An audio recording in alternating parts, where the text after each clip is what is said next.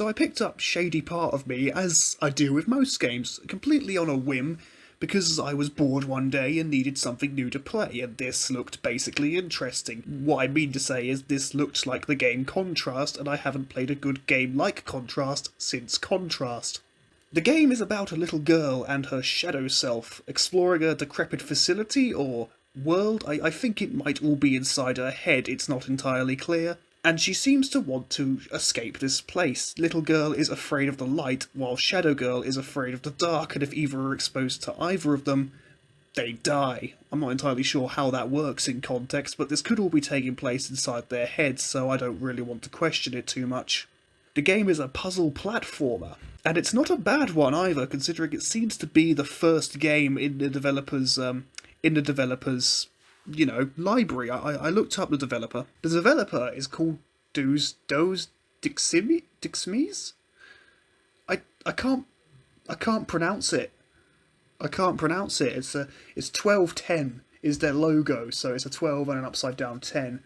So I'm assuming it's just French numbering. The company is French, I should probably point that out. So my pronunciation or lack thereof actually makes sense as to why it's so terrible. I can barely speak English properly. So the game, let's look at the game. The game is a, as I said, puzzle platformer.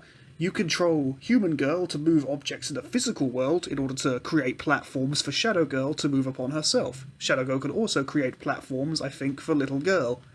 Well, not create platforms, she can find a way to get around light sources so that Little Girl can make progress through the level, because as I said, Little Girl, I need to give her a name or something, because Little Girl is getting really awkward to keep saying. Let's call her Brenda. So Brenda needs to be able to move through areas that originally have light in them, and she can't move through light. If she touches light, she gets hurt. If she gets trapped in the light, she dies. The same thing happens to Shadow Girl. If you cast another shadow on Shadow Girl, she will die. There's not really a failure state, though, from what I can tell, because you can just hit a rewind button and undo your mistake for free. There's no reason not to do that.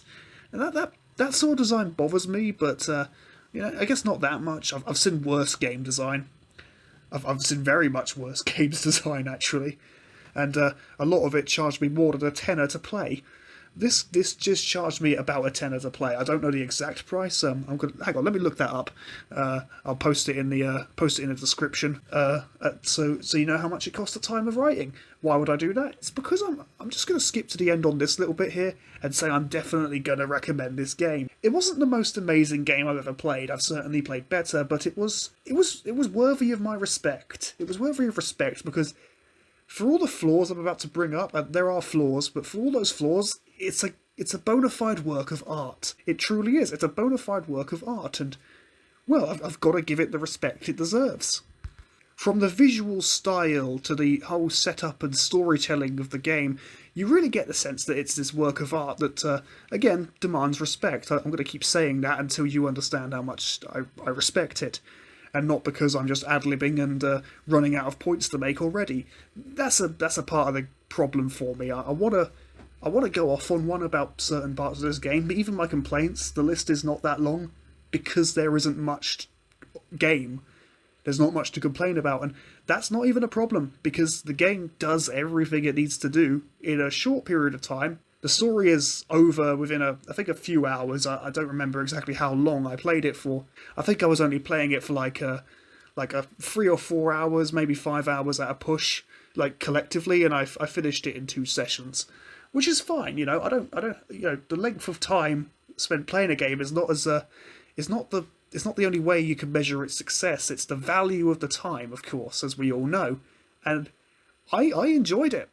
Even if it did leave me a bit confused towards the end, but I definitely enjoyed the game enough to keep playing, to try and figure out what was going on. I still don't have the best grasp of it. I might be a bit of an idiot. I didn't understand the story entirely. I did miss some of the optional voice lines you can hear, but I kind of had to do that because one of the cons of this game. The con is the voice acting is really not very good. Now maybe it's just a whole translation issue, or maybe they just couldn't find proper voice actors to do the job, because Little Girl's voice, Brenda we're calling her, Brenda's voice was just really awkward to hear. It's like they tried to get someone to sound like a little girl, and they almost did it. they almost found someone, but it doesn't quite work. I'm left really hating the voice lines I hear. I had to mute it towards the end of the game so that I could actually experience the ending. The ending itself, again, I found kind of confusing, but not a deal breaker. I did end up going back through the game, and I have a better understanding of it now. I'm still not entirely there, but you know, that's all you need. It made me want to play more. It made me want to dig through everything again. And despite the flaws of the game, like the environments not making much sense or the story writing being a little bit weird, it's got enough about it that I ended up really liking. Like the visual style is really good. It's got I don't know what the style is. I think it's a cell shaded game, but it's one of the few examples of that in my book that actually look good. I don't usually like cell shaded games, but this one worked for me if that's the style. I can't be certain. I don't usually focus on graphical style, so I don't know what to call it. I usually focus on gameplay, and it's fairly strong gameplay, even for what it is, a little narrative-driven experience. You know, because a game like this could have just written the story and said, that's what the game is. Here's some token platforming that just about works. But they did put some thought into the platforming. Like if you move objects in the physical world, the shadows change size and shape and orientation so that Shadow Girl could actually move on them and solve her puzzles. Though some of the shadows don't make sense. There are fawns that appear for some reason in some areas, and clouds, even though nothing is there to cast a shadow.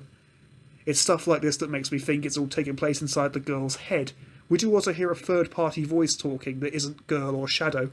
Shadow, by the way, sounds about 20 years older than the little girl, but that's not really it's not even the biggest problem. The third voice, sounds like a doctor trying to help little girl through her issues. And that's fine, you know, that's what makes me think it's taking place inside her head, like it's all some sort of metaphor. And that's, again, it's fine, there's nothing really there to complain about. Honestly, that's just the game in a nutshell. There's not much to complain about. It's basically a good game. I enjoyed it. I finished it willingly, which obviously speaks to its quality. And you know, I wish there was more to say about it. I really do. I wish this review had more I could say about it, but there isn't much I can say without spoiling anything. I've already covered the main issues of the game. You know, some of the shadow platforms don't make sense, but you could just hold up the sign that says it's a work of art. This is its art, and I've got no comeback to that. I've got nothing to say. Oh well, instead of that, because I guess it makes sense in the context. In the context. Sorry, I stuttered a bit there. Giving the game a score is not something I want to start doing on the channel. I don't really believe in scores because I don't believe my opinion can be expressed in that way. Like, I might try it. I don't know, 5 out of 5. That's kind of the problem. I don't know why people always go out of 10. I don't know what I would rank it based on. Does it get an individual point for each individual like score? Like, does it get a point for graphics, a point for sound design? Because aside from the voice acting, the sound design is pretty spot on. It's got a good backing track. Had an almost Little Nightmares sort of backing track, which put me in a nostalgic feeling for Little Nightmares, another game that I really like, that, you know, uses a 3D platforming sort of overhead view of it all, and has an ambiguous story. You know, that's probably why I like the game, because it reminded me of so many other games that sort of do what it does slightly better. But even then, as I say, I liked Shady Part of Me. No, I'm just, screw it. The Shady Part of Me. It needs a the. That's another problem. The title. Obviously, the title's missing a the. So, obviously, you know, 0 out of 10, worst game ever. In case you weren't picking up on that, that was sarcasm. It's not the worst game. Honestly, of all the games I played in 2020, that was one of the better ones. Of all the new games I played in 2020, that was easily one of the better ones. So, you know, for what it's worth, The Shady Part of Me is a very good action platform. Not action platformer, sorry. I got distracted thinking of something else there. It's a very good puzzle platformer. It does its job. It tells a decent story that I'm only now starting to understand, which I think is one of the game's strengths, that it kind of needs an extra playthrough or two to fully grasp it. I've never had a problem at games like that. If you do, it's probably not the game for you. If you don't like puzzle platformers, it's not the game for you. That's fine, it doesn't have to be. So, that's The Shady Part of Me. Thanks for watching this little review of mine. If you like what you see or hear for whatever reason, you weirdo, please consider liking and subscribing to the channel. I don't know what I'm going to cover next. I've got a library list of games I could cover, but they're all a few years old now, so I'm probably not going to go through all of them.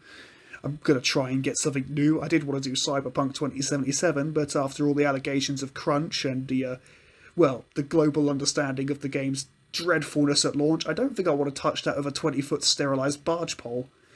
So, we'll see how it goes. We'll play it by ear. Again, thanks for watching. I'll see you next time.